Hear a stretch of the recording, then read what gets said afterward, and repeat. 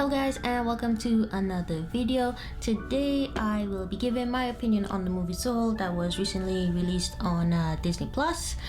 Before we get started, I'd like to ask if you are not already subscribed to the channel to please hit the subscribe button and also to hit the notification bell. So also please be sure to check out the description box below, because I will also post timestamps, because I will be going over the movie just so you guys will know what I thought about certain moments, and at the end I will give my opinions about the whole movie in general. At the beginning of the movie, we meet one of the main characters, Joe. He is an aspiring jazz musician. Currently, he is really down on his luck. Life isn't really working out for him. So because he really wants to be a full-time musician and he's not able to do that currently, he does what is the next best thing.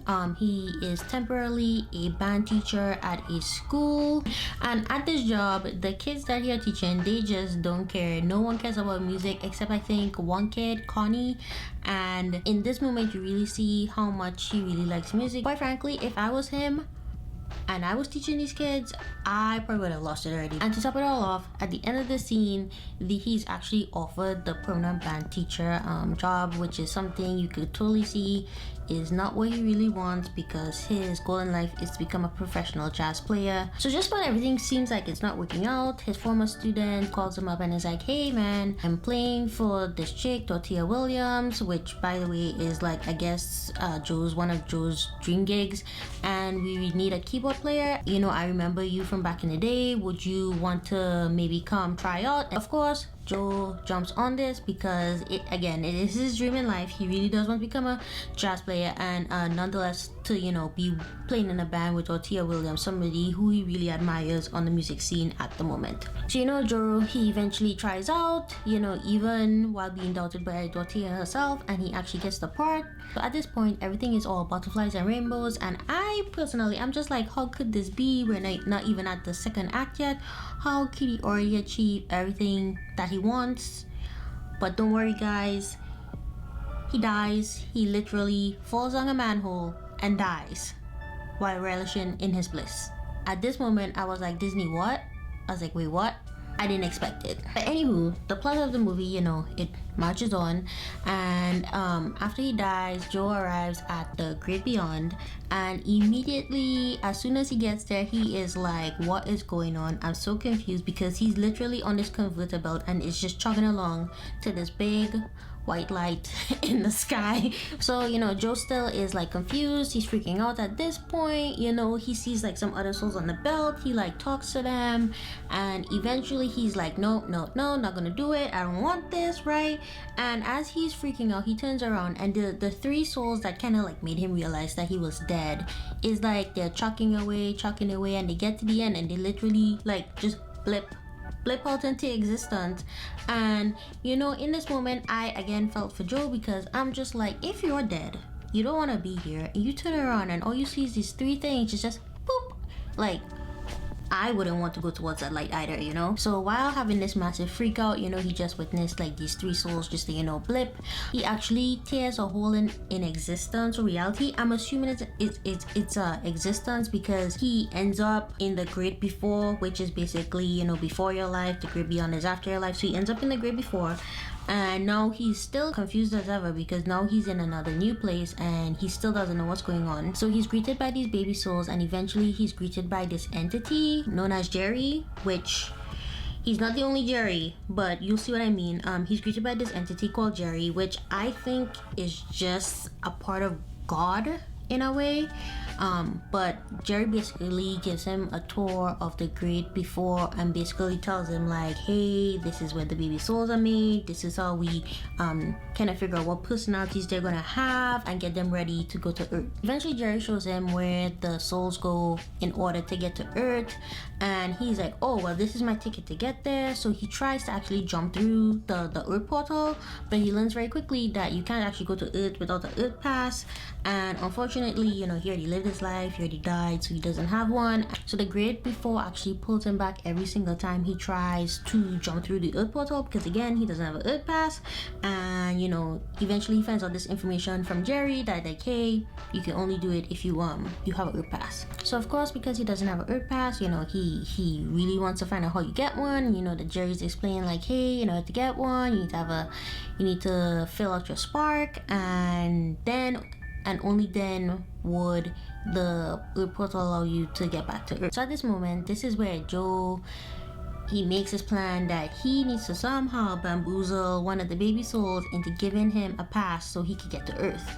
So coincidentally, Grade Before has this mentor program where they'll bring back souls that have died and who they think will be valuable to baby souls being prepared to go to Earth. So they'll help them find their spark and help them complete their passes. So the Jerry's think Joe is somebody else, some doctor or some scientist, I don't remember what it was, and he gets paired up with this soul called 22. She has actually been in the Grade Before for like over 1,000 years, which is crazy, you know, and it makes sense. Her number is 22, so I'm guessing she was the 22nd soul. I don't know, but basically 22, she has this fear of going to Earth. She doesn't think she'd like it, and she really enjoys that comfort that she has in the Great Before. They've given her multiple mentors, really notable people in history. I think one of them was like Mother Teresa. None of them has been able to help her get a spark, and you know, they just give her Joe thinking he's somebody else, and he's like, yeah dude, you can help her, you could totally help her. So quickly after pairing up, 22 finds out that Joe isn't who the Jerry think he is, and she's like, hey, you know, if you can help me find my spark, I will give you my pass so you could go to Earth. So of course Joe is like, cool, I don't have to rob one of the baby souls for their pass, I will just help 22. And he quickly learns that he cannot in fact help 22. You know, there's a reason why all these great leaders in the past have not been able to help her. So they both come to terms with, hey, Joe isn't the one that's going to be able to help 22. So 22 decides, okay, I have a backup plan. I'm going to take you to meet this guy in this place called the Zone.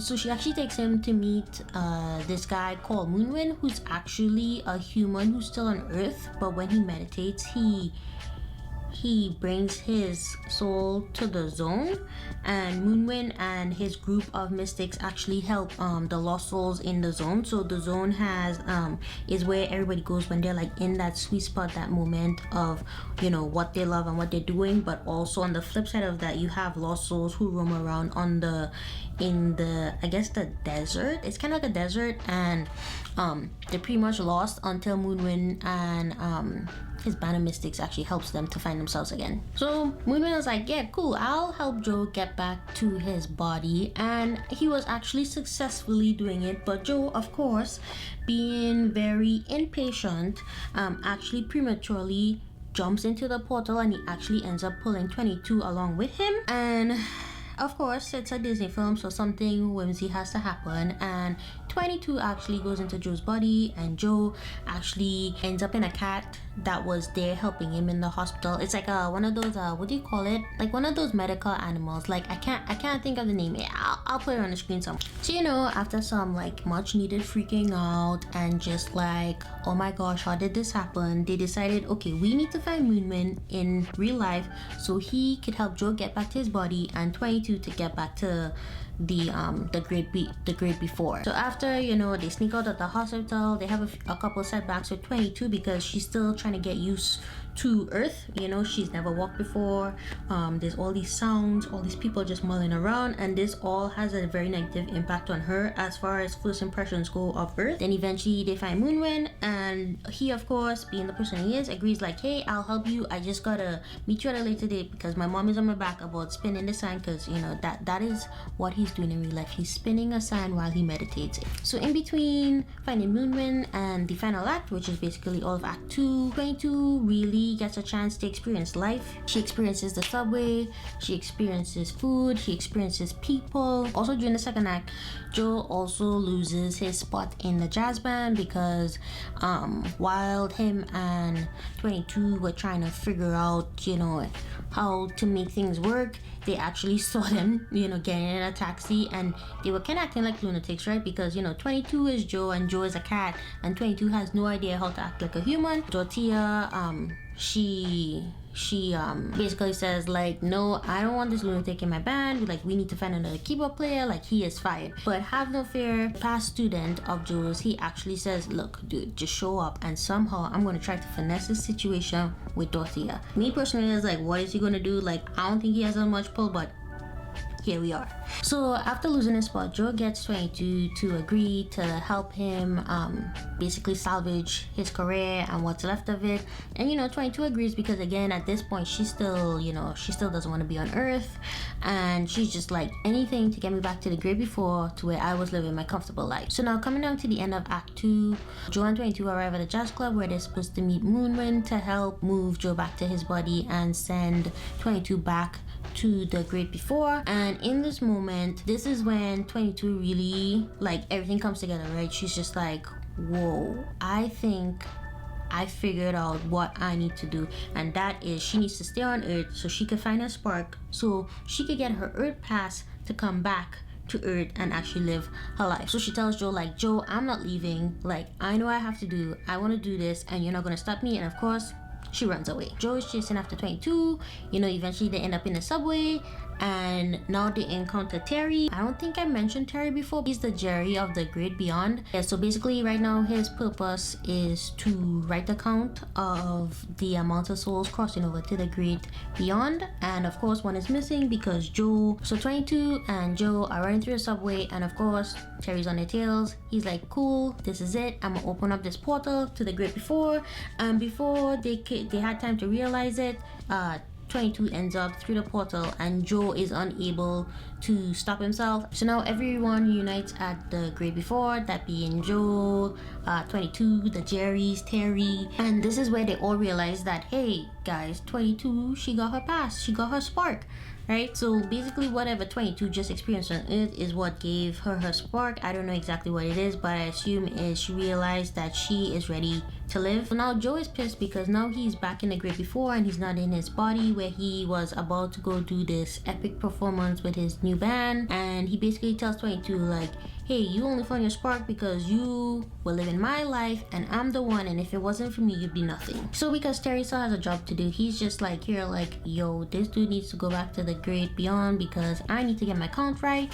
And Jerry's like, hey man, you're doing a great job, thanks for coming. And that's how he gets Teri to leave. I guess there's nothing like some good old validation, and apparently something Teri needs. So he leaves, and now Jerry suggests like, hey Joe, since you're 22's mentor, you should really take her to the Earth portal to see her off. So 22 and Jerry get to the Earth portal, and obviously both of them didn't want to be there because they just had a big tiff, a big kerfuffle. And in this moment, Joe's he seizes that opportunity again to basically tell 22 that she's nothing, and again she wouldn't be here if it wasn't for him, which in my opinion is really dick move. So sadly 22 believes everything that Joe's telling her, and she basically chucks her Earth pass at him because now she's like, well, of course I'm not ready, because if the guy that I look up to most in this world says, hey, I'm not ready, of course she's gonna believe him, right? So 22 runs off, and now Jerry comes up, well, one of the Jerrys comes up to Joe, and he's like, hey, like,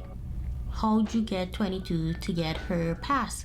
And he basically says, well, I let her walk a mile in my shoe, blah blah blah, tooting his own horn or whatever. So this conversation ends up leading to Joe asking Jerry like, hey Jerry, what was the thing that made 22 find a purpose? What was the thing that made her find a spark? To which Jerry tells him like, dude, your spark and your purpose is not what determines your Earth pass being complete. He's like, pass basically just completes when the soul knows they're ready to go to Earth. This conversation just leads to Jerry telling Joe like, no, you're mistaken, a soul spark is in their purpose. And this basically just catapults Joe into denial mode. So because Joe is in denial mode, and he has to like prove it to himself, he decides, well, I'm just gonna take 22's pass and I'm just gonna go back down to Earth because I need to do this performance and fulfill my purpose.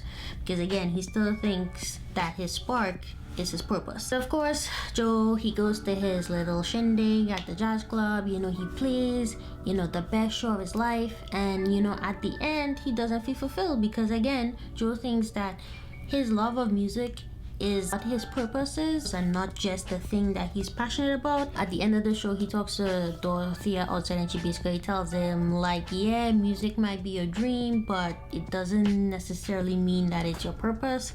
And this really, like, if he wasn't having a midlife crisis before, he was definitely having it now. So now Joe gets home and he sits at his piano and he's really like feeling it. He sits there, it's like really sad, you know, and then, you know, he just turns his head to the right and there's all the stuff that 22 collected during her time on Earth, and he realizes that, oh crap, maybe music isn't my purpose. It may be my passion, but it's not my purpose. So while sitting at the piano, the composition of the song really changes when he starts to remember all these moments he spent with 22, and not just the moments with 22, but all the key moments in his life that made him into the person that he is today. So now he's really playing with passion, and of course, because he's playing with passion, he ends up in the zone. So here he encounters Moonwind. Moonwind tells Joe that, hey, 22, she became a lost soul because she no longer had any purpose. Of course, they chase after 22. Eventually, Joe catches up to her. He attempts to kind of free her from, you know, her lostness. It doesn't initially work, but eventually he gets 22 to let him in. Eventually, when 22 lets him in, he realizes all the inner doubts she's been having. You know, she's remembering every bad thing that's ever been said to her. He really tries to admit that he was wrong and tries telling her that she's ready to live, but 22 at this point is so lost within herself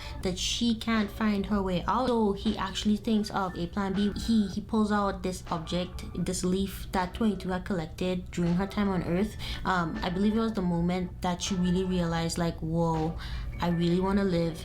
I want to live in my purpose, and I really want to live a life. So while giving her this object, he's like, look, your spark isn't the thing that fills in the box.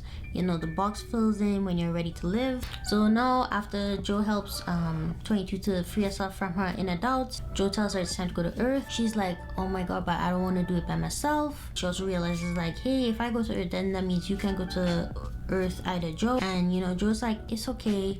And then he says, you know what, I will go as far as I can go with you, as far as going down to Earth. And let me tell you, this moment, like, thinking about it now, it's making me tear up, because you could really see the love that Joe developed for 22, and he really wanted her to grasp this moment and really live and find her purpose. So again, he says you have to do it alone. So they jump through the Earth portal, and, you know, they're just holding hands, falling to Earth. You know, eventually 22's Earth pass starts pulling her towards where she's meant to be, and Joe, you know, you could just see it. He's like, this is it. And, you know, they release each other's hands, and 22 goes on to live her life, and Joe gets pulled back to the great before. So now finally, Joe is, you know, he's made peace, you know, with dying. He's ready to go to the great beyond. You know, he's actually back on the converter belt now, you know, just chucking away to the big light in the sky.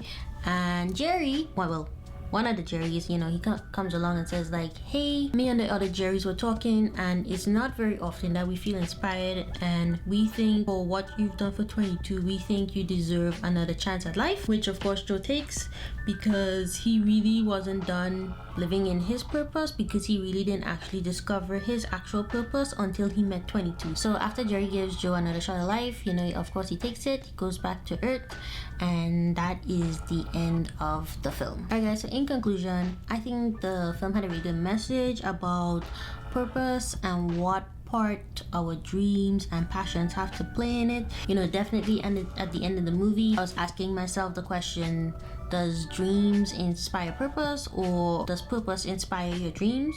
You know, it's just like one of those things, you know, chicken before the egg kind of situation. But I never really thought about it, not until, you know, I started my midlife crisis after watching this movie. As far as the ending, you know, like in the last 10 minutes is when really everything really came together. Not saying the rest of the movie didn't matter, because the last 10 minutes wouldn't really have the impact it did if all the other moments leading up to it didn't happen. So I did enjoy the entire film and the end, but my final question I had, you know, at the end of the film is exactly what happened to 22. Like, we knew she went to Earth, but it would have been nice to find out what exactly became of her life, right? Like, we knew, you know, she's gonna love life, she's really gonna live it, but I really wanted to know what her spark and then eventually what her purpose ended up being. I wish that was one of the questions they answered, even if it was just like in a end of credit situation, you know. But you know, it is what it is. It's just one of those things I wish they had put in there. And lastly, this isn't a gripe or anything, but I know that this movie is an animation, and Disney Plus did, you know, they did market it as a family movie, which, you know, I can see how they did that. But I don't think this movie was necessarily made for kids. I think maybe for mid-teens to adults, because as far as the subject matter, I think kid would watch this film and think, wow, you know, it's funny in certain places, you know, he fell down a manhole, right? But as far as the message, I don't think they would have been able to receive it fully. Of course, you know, they'd be like, oh, purpose and stuff, but I don't think it would have the impact it did on us adults, you know, because we're in that stage of our life where we are actually thinking about what is our purpose, you know, where's our lives going. So I think kids would enjoy it, but I don't think it was made for them. You know, the themes were very heavy, which, you know, is not a complaint. You know, you need a good animation to make you think about life every now and then, and you know, this one really did. But aside from the message of the movie, you know, this movie made me feel all the feels. You know, I felt joy, I felt sadness, I felt anger towards Joe when he was being a meanie to 22. You know, when you could feel all those things in a movie, it means you were in it. You know, you felt it. I cried, you know.